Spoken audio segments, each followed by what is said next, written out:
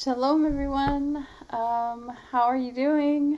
It's good to be with you again. I know it's been a little while since I've shared with you, but I have a few things to share now, and I wanted to just let you know that I have a vision to share and encounters to share and some little tidbits of tools, God tools, if you will. I like to call them keys, heavenly keys. And so, but I'm going to do this over the next week. So today is March 26th. Tomorrow begins Passover.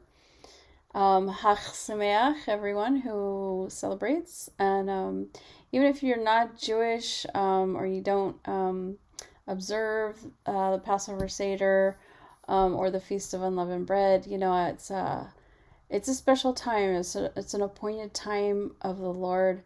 It's a time of remembrance. It's a time of reflecting on God's deliverance upon us.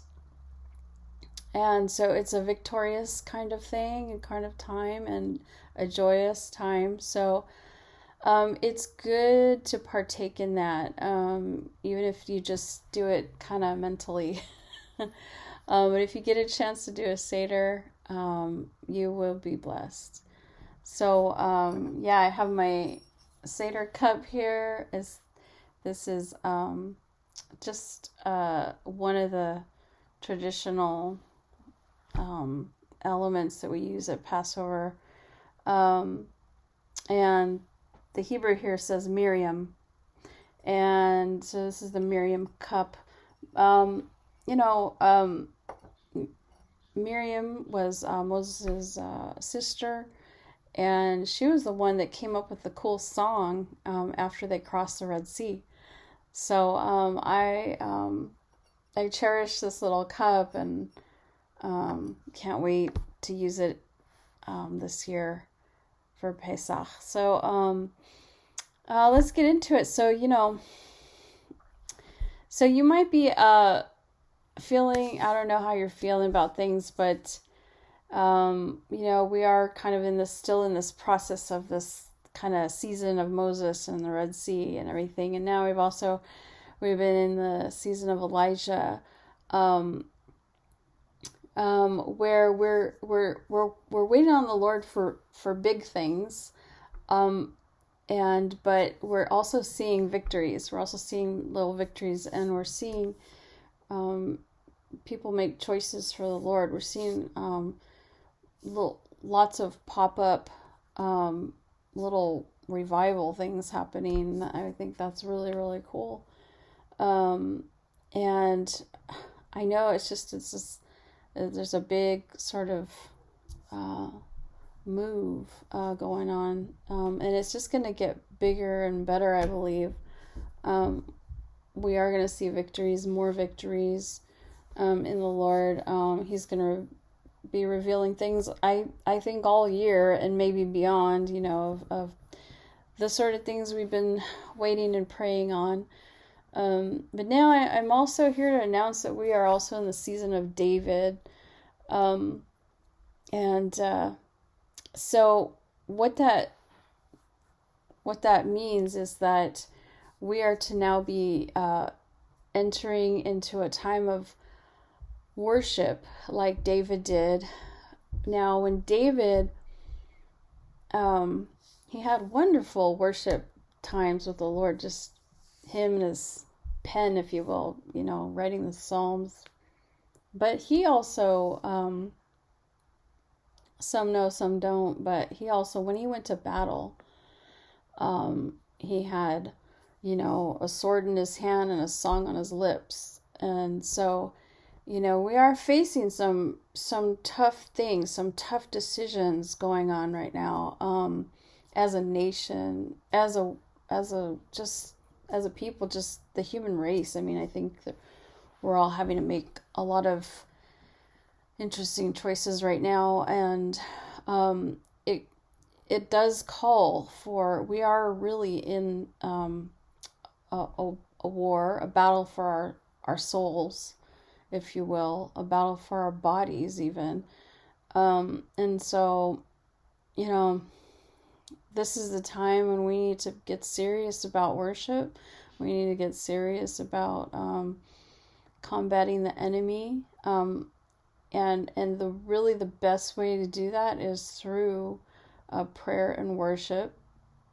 And that is exactly what David knew and did. And so don't underestimate your worship. Don't underestimate your prayers.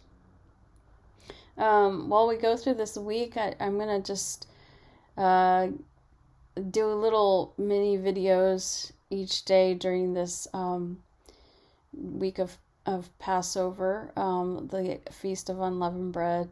And it lasts, I don't know if you know, but it lasts for about 8 days, the whole festival. So I just want to encourage you. And here's like, this is going to be like, I'm going to be giving you some keys, some heavenly keys. So, Moses, he had to have a healthy fear of the Lord. And that's a very important key to have. And it's going to really unlock a lot of things for you if you're feeling stuck spiritually. Moses had a healthy fear of the Lord in order to do what he did. When the angel of death passed over the homes with the blood of the lamb on their doorposts, it was an act of faith, and it was out of a healthy fear of the Lord. They did what he said, and the Lord told him to do with the blood of the lamb. They did it because they had a healthy fear. But you know what? Fear isn't like afraid. It's more like an awe, like a deep respect. Like you're in wonder of the Lord. And that's really what it's talking about. I just want to encourage you. He desires to know you. He desires to be close to you. He knows everything about you anyway, but he wants to hear from you. He wants to have a relationship with you. And the way we start is just by having a sense of awe about the Lord. And so I'm just going to remind you of Proverbs 1:7, where it says, the fear of the Lord is the beginning of wisdom. But fools despise wisdom and instruction. So don't be a fool. Fear the Lord. Have a sense of awe and wonder about him. He's created everything around you, everything about our bodies, everything about our minds. He's our creator. So I'm going to leave you with a little song to kind of highlight this key. All right, here we go. Sorry I don't have music going on, but we're gonna get going on that at some point. We are gonna have some music for you guys. So here it goes, okay?